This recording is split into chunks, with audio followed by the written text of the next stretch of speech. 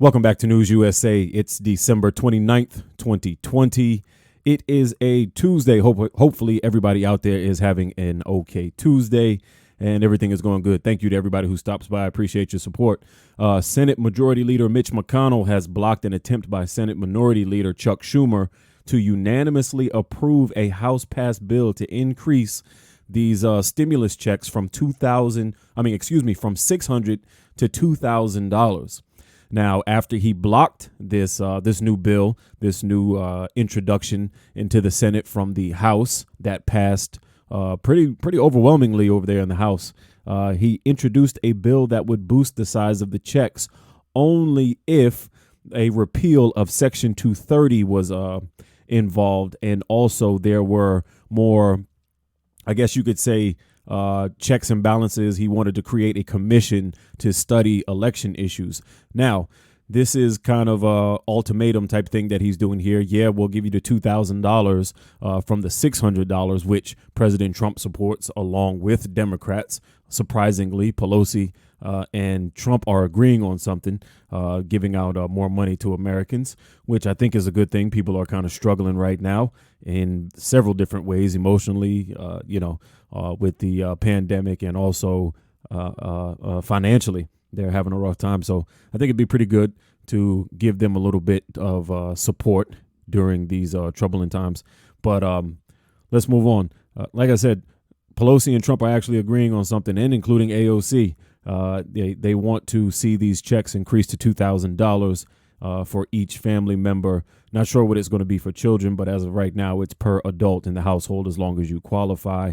But with this bill that he put into place, he wanted a commission to study election issues, and he also wanted to make sure that Section 230 was, wiped away or whatnot, which these two have absolutely nothing to do with the stimulus check. Not sure exactly why this even matters. I guess this is a way to make it look like he's still backing Trump, but still trying to get exactly what it is that he wants. Section 230 protections, that pretty much just, if you're not sure what that is, that protects these big tech companies, more specifically social media type companies, from removing anything that they consider excessively violent or anything that is lewd, anything that's obscene, harassing, or just material that is not supposed to be, just put out there willy-nilly by anybody, where, there could be children or whatnot canvassing the platform, that, racism and threats of violence and murder and things of that nature, which I don't know if I would want to see that go away, because I don't think that we need to be seeing that type of stuff all over the place. Sometimes freedom of speech can go a little bit too far, I believe.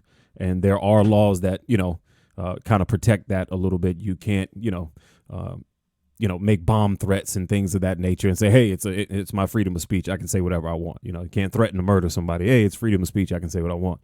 It doesn't work that way. So I'm not too sure about the Section 230. Creating a commission to study election issues, don't really see a problem with that. Not sure if the Democrats are going to agree, but sure, why not? Let's, make sure elections are fair, and we don't have to have these problems where everybody is fighting and bickering and going back and forth and saying the election was stolen and this, that, and the third.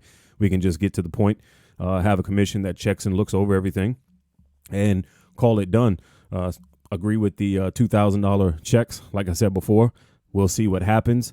I think it's going to cause a little bit of a problem if we doesn't approve this, or if the Senate doesn't get this through, because the Georgia runoff is going to be pretty tight. It looks that way already.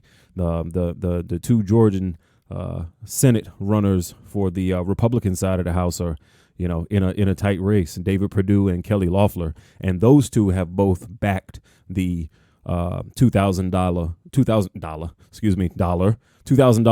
coronavirus check. So, he's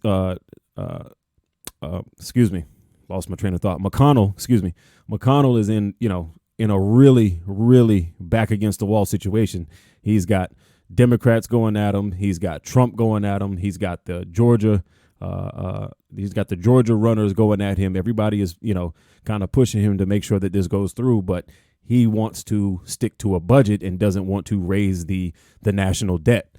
that's kind of what this is about. Let's take it back to the old Republican Party. They were always in favor of, keeping spending low and, trying to protect the national debt. And it was mainly Democrats pushing more, stimulus type of money and giving money for this, giving money for programs, low income, this, that, and the third, which is good. But there does have to be limits. I agree. But this is the situation as of right now. It's going to be interesting to see how it plays out. McConnell has kind of put himself or gotten himself into a tight spot, and we'll see if he budges. This is the first time that we've really seen Republicans really push back against something that Trump really wanted.